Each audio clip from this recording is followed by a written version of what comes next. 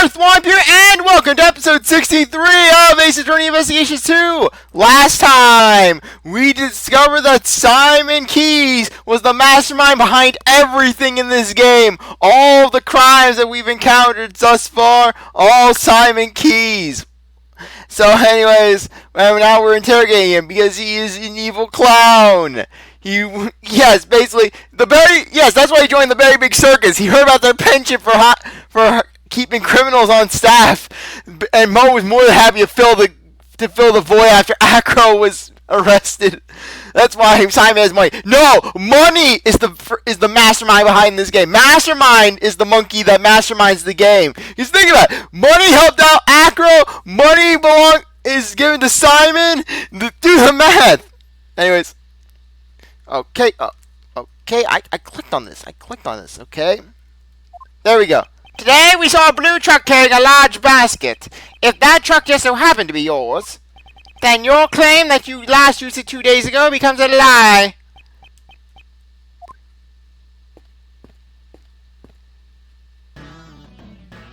Yes, Lang and Emma. Agent Lang, Emma! Mr. Edgeworth, I finally found you!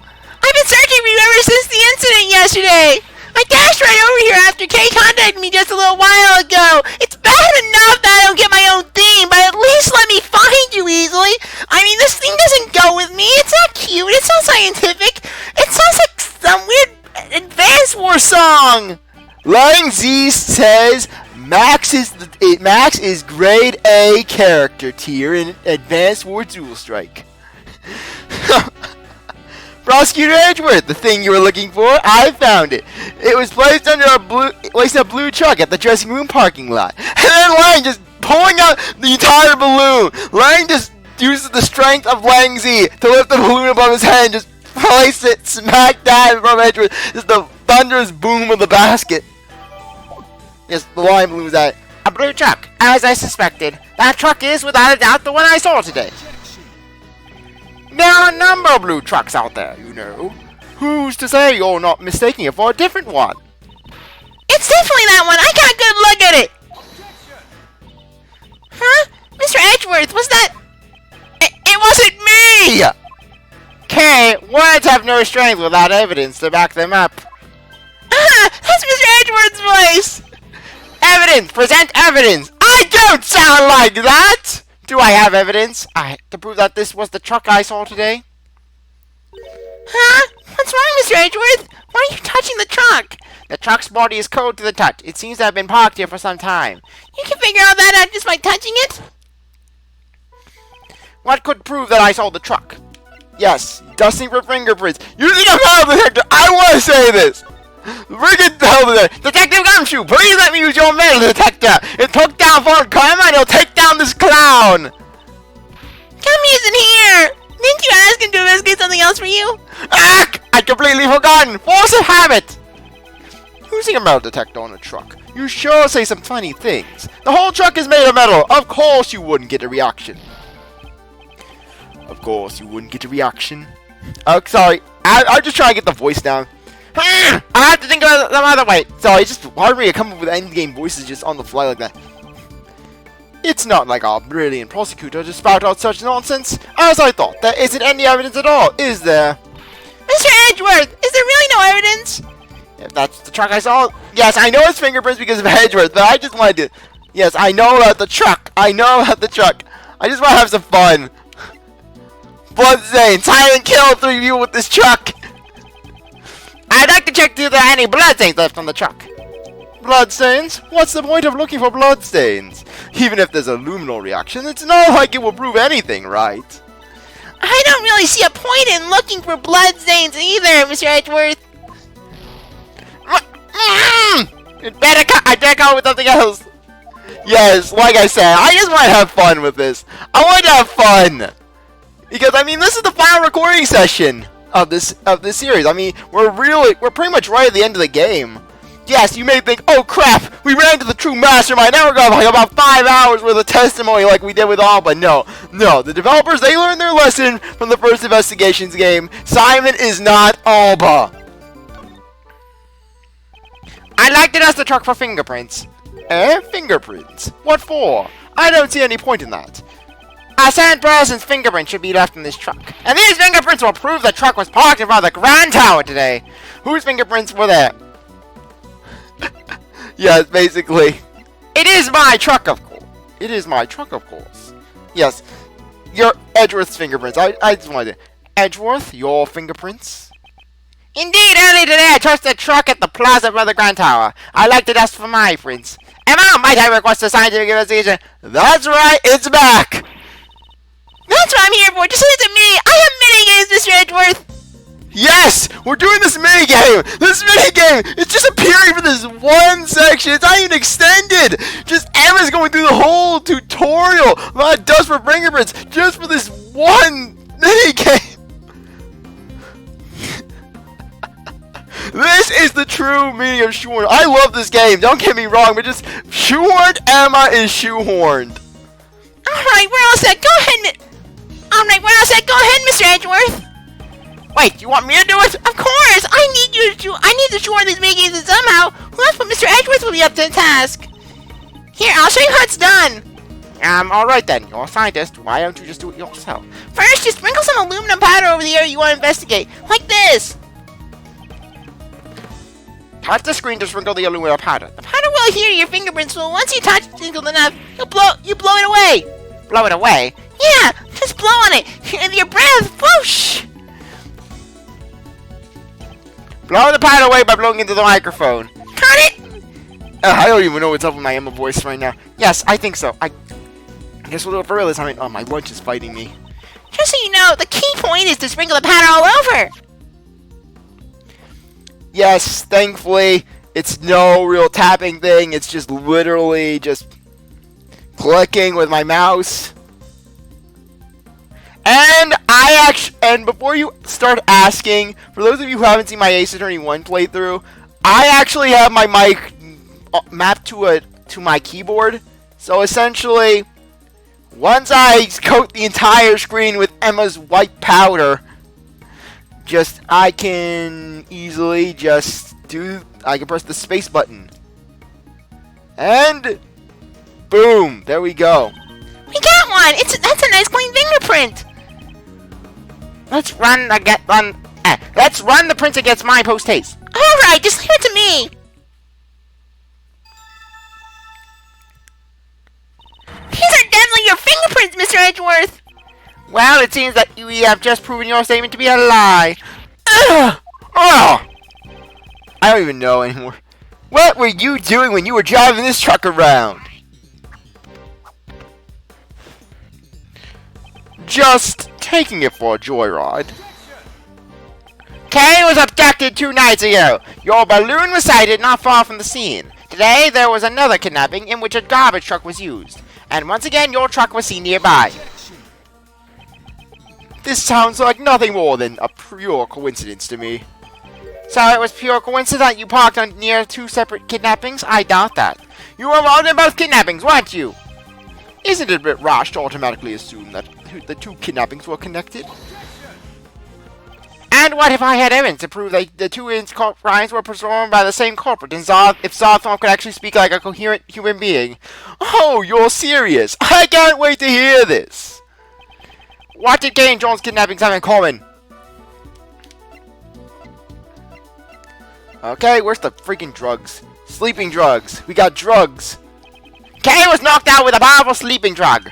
And a bottle of sleeping drugs was found lying in the place where John was confined. The contents of the bottle were a match with the drugs used on Kay. So that's all you've got, huh? And here I was, getting my hopes up. So the same sleeping drugs were used. So what? You think that connects the 2 incidents? Surely you must have realized it yourself. That doesn't prove a thing. There must be something! Evidence that proves that he is connected to the 2 cases. The police, prosecutors, and even you, Mr. Edgeworth. In the end, you're all the same. You make up evidence as you see fit, just so you can send some poor soul to prison. Isn't there someone like that here? A poor soul who was wrongly accused in the past? You're wrong! Well, who would do such a thing? Then show me the evidence. If you're going to accuse me of a crime, it's only natural. It's no use! I can't seem to find any other threads linking him to the kidnappings. Now then, have you finally run out of ammo, Mr. Edgeworth? I'm still prepared. I still have preparations to make for the circus, so if you'll excuse me. Now, you two. No need to get so heated. And Simon, you're looking good in that clown makeup. Hey, what's your deal? Just don't butt in like that. Uncle Ray's not so good in such a stiff environment. I mean, why so serious, right?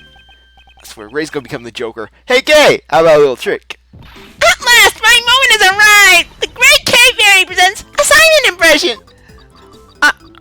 Objection! What? Why you? Enough already! Psst, hey, Miles. I'm busy. I'm buying you some time to get all your ducks in a row. There's probably a better way to stop for time than this, but whatevs. Ooh, nice one, Kay. I'm not so sure about this method either. But I have to find something that connects Simon to the case, and I need to find it now! If there's evidence not related to the kidnapping that's connected to the mastermind's identity. That's it! The mastermind is the same person as the young acolyte Dogan was looking for. If I can just connect the young acolyte to Simon. Which piece of evidence could be connected with the mastermind's true identity? Okay.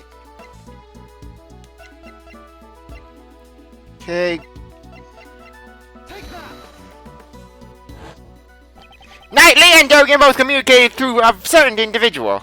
Oh, then that somebody must be the mastermind behind the case. That's it! The mastermind played a role in the correspondence chess. If I could prove that it was Simon, then... That's enough. I can't stomach any more of your sorry excuse for a performance. If you have no more objections, then I ask that you let me get back to preparing for the show. My lunch is really fighting me on this one. Thank you for the help, Mr. Shields, though you may have taken it a little too far. You sure look happy. I take it you found something? Look at me! I'm Simon! Simon the Clown! The funny clown! With a K! K, you can stop now. Now then, Mr. Keys, do you happen to like chess? That was rather out of the blue. But since you asked, I can't say I dislike chess. The mastermind played correspondence chess with Shirhan Dogan. If I recall, it was Knightley who had been playing chess with Dogan, wasn't it? Are you saying that he was the mastermind?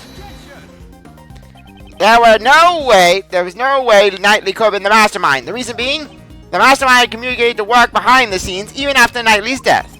That being the case, who could have written this letter? I believe someone acted as the middleman between Dogan and Knightley. So, you're saying that you think I'm the mastermind?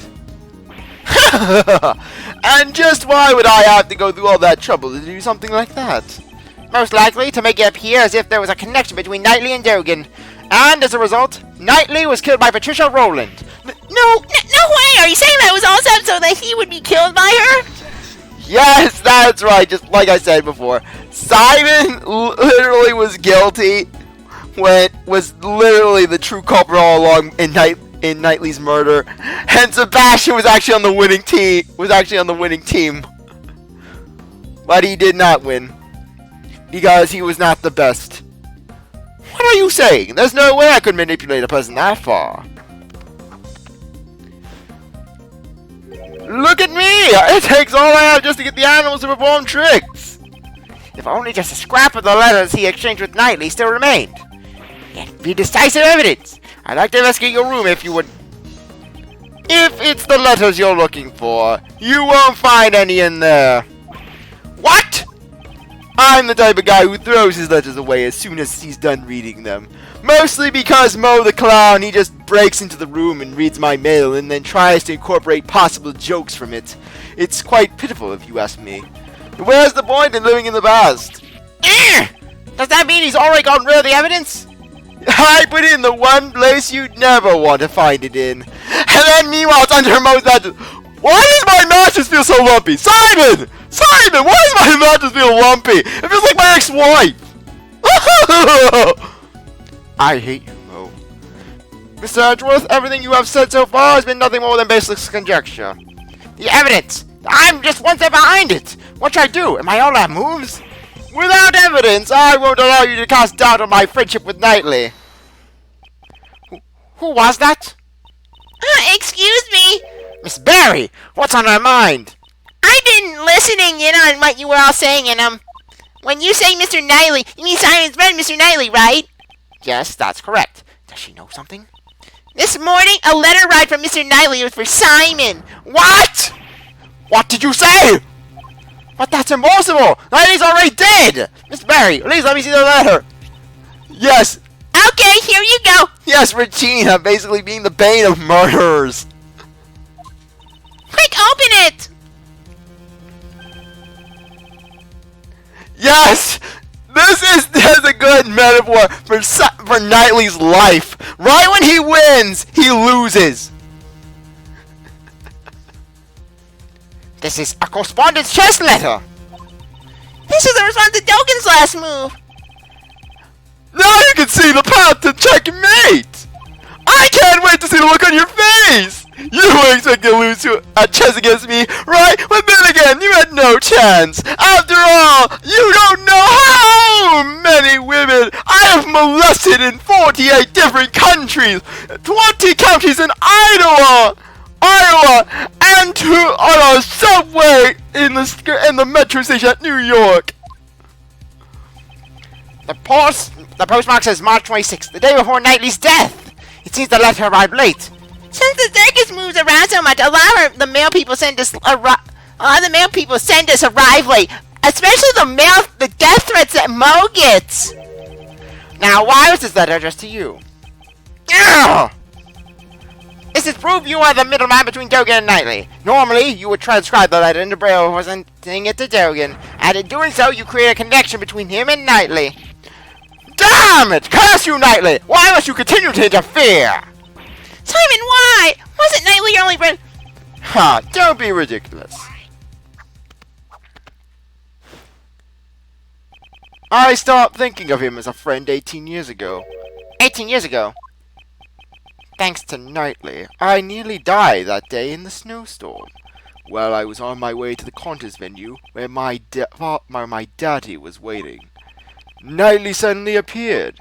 He held me down, tied up my hands and feet, and with tears streaming down his face, he proceeded to do horrible, horrible things to my rear end that I would not want to talk about, thus marking his first sexual offense. He kept apologizing. My dad's too scary. I can't disobey him. Please forgive me. I'm sorry. I'm a little bee. Daddy says so. Stop it, Horace. I promised my daddy. I said I'd taste his desserts. If I'm not there, Dad will be in trouble. And when Dad gets in trouble, he pulls out the bottle. I'm going to let everyone know my daddy's desserts are the best in the world. After that, he locked us inside a car. It was so cold I could see my own breath. Before we knew it, the doors had frozen shut, and not even he could get them open. And at that moment, I was seriously depressed. Look at my face. I was saying, damn it, I'm going to die because of Knightley. I'm going to die because of this little bee. And meanwhile, Knightley, he's just sleeping there. He's already accepted death because he's a little bee. And then I lost my father, my daddy. What? Your father? Horace Knightley was the son of the murderer who killed my father. What could this mean? His confession runs contrary to the information we have. But the name of the victim in the IS evidence was Isaac Dover.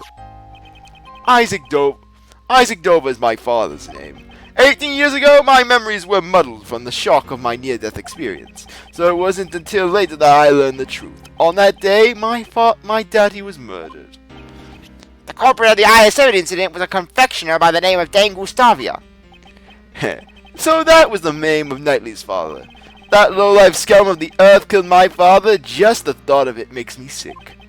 So you knew who the culprit was all along? Ha! Of course not! Had I known, I would have tipped off the police a long time ago. All I knew was that Knightley's father was trying to stab my own father.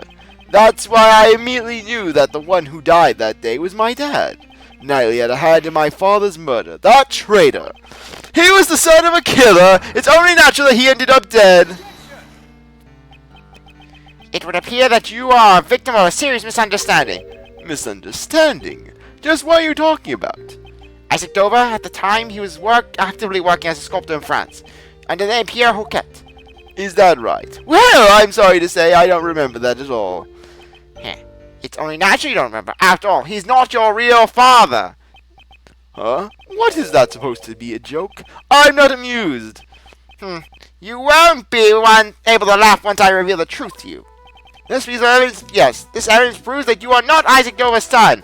The lion balloon! Isaac Dover was afraid of lions! The shoes! What's that? Isn't that Knightley's chessboard and his ring? I want you to take a good look at this ring's design. There are 2 letters inscribed on it. That is the C of Pierre Houquet used as his signature. 18 years ago, it was found lying near the body of Isaac Dover. What? Why would Knightley have my father's memento with him? The police had found Isaac Dover's son and given it to him. Isaac Dover's real son is Horace Knightley. What? But what that means, In other words, you are Gustavia's son! That's a lie! After all, oh God! No! I don't want to be related to that man! Yes, and then Simon, he's realizing that his real name was probably Dan Gustavia Jr. Considering how inflated Tane's ego was. My father is... My memories are...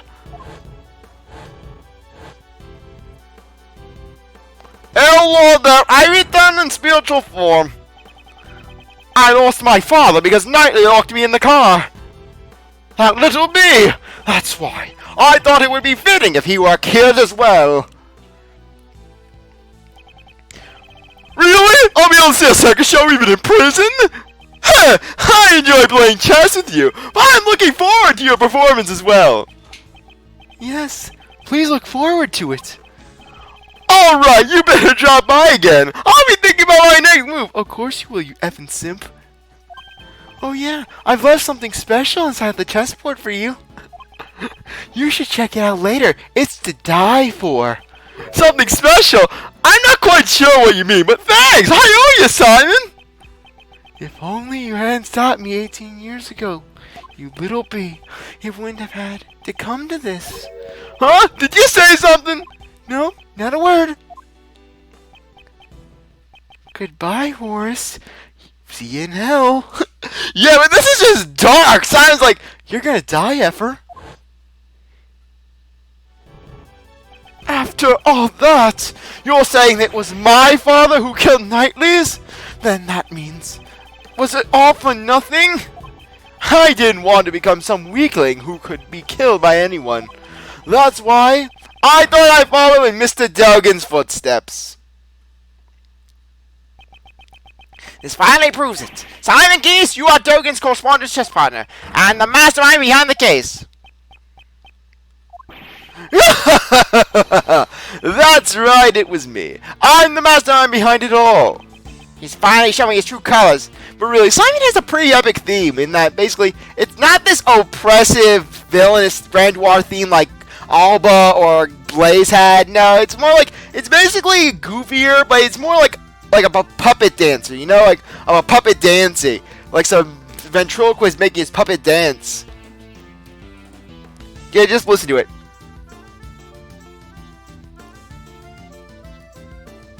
Okay, is my headphones acting? Okay, good. Good. Everything's good. As you all know, I witnessed the incident 12 years ago. President Huang's assassination. So the child who drew that picture was Simon Keyes.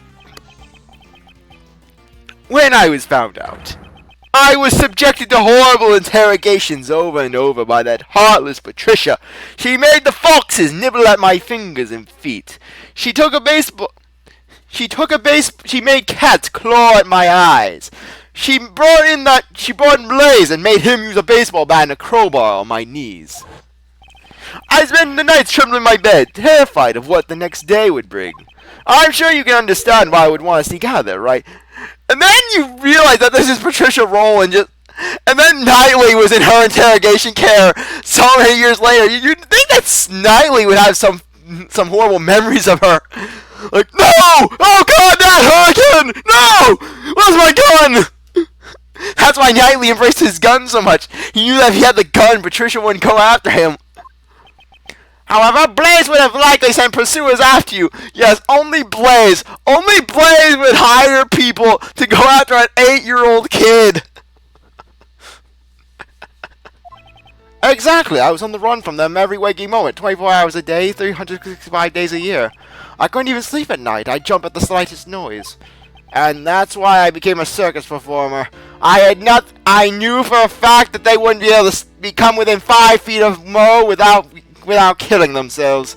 Well, even the most hardened of assassins and killers would just drop to their knees crying, wanting it all to end if they encountered Mo the freaking clown. Blaise the Best was the chief prosecutor, and Patricia Rowland was the warden of the prison. No ordinary person would be a match for those two, and there were no adults I could rely on. Furthermore, behind the scenes was the body double who had set those two in motion. Though he was a fake, I was up against the nation's president. Talk about utter despair, right? My only ally was Mr. Dogan. He saved my life, after all. He actually helped me out, unlike Knightley. If this story is true, it's ironic. Dogan, the fiendish assassin, was idolized by the child he saved. If I followed in his footsteps, I'd no longer have to worry about being eaten alive. That's right, now it's my turn. It's my turn to devour those who would feed upon me. And I suppose you never thought to seek help from the police. The police were being run by Blaise the Best. What part of that was I saying? I did my research. I knew that he was in cahoots with the guy who would later become the chief of police. Yeah, I can imagine Simon calling the police. Hello? Hello, can you help me out? Hey, what's up? What's up? Chief of Police Gan here. How can I help you? My name's Simon Keyes. I'm on the run. The president of Zangfa, he was killed in the Happy Families orphanage by Blaise the Best. He hired Shirhan Dogan, and now Blaise is sending out guys after me. Help me, save me from Blaise. Don't worry. I'll make sure. I'll help you. Really? Yeah, sure. I'll help you out. Just let me make a quick phone call. Thank you. And then he basically just calls like, hey, Blaise, you know that kid you're trying to hunt down? Well, he just called the police. Okay, let's roll up. And then Blaise lights up his motorcycle. Hop on, B. We're going to hunt him down. And Maverick's Maverick's tied to Maverick has a rope tied around his waist, and the other end tied to the motorcycle because Blaise isn't gonna fit 3 men on a motorcycle because Blaise knows how that would look, and Blaise wasn't gonna let that tarnish his reputation. He already had Sebastian. Come on, Blaise, why can't I actually sit on the motorcycle? Von Karma, you think I'm gonna let this ruin my reputation? You think I'm gonna be known as the guy who squeezed on a motorcycle with 3 guys? You know, that would just seem off. That would seem wrong. I mean, you see, I already acted with Sebastian. I'm not letting this ruin me further. No way. As long as Blaise was around, any evidence would be destroyed by him. Actually, didn't something like that almost happen today during Patricia's trial? I knew from the very beginning that things would turn out like this. The evidence from Patricia Rowland's trial. Yes, no, I don't think that Simon was anticipating Sebastian actively handing the evidence over to Blaise. So he's saying that he expected the evidence would be destroyed. I see, so that's why you kidnapped Dawn. To force a guilty verdict, even in the absence of evidence.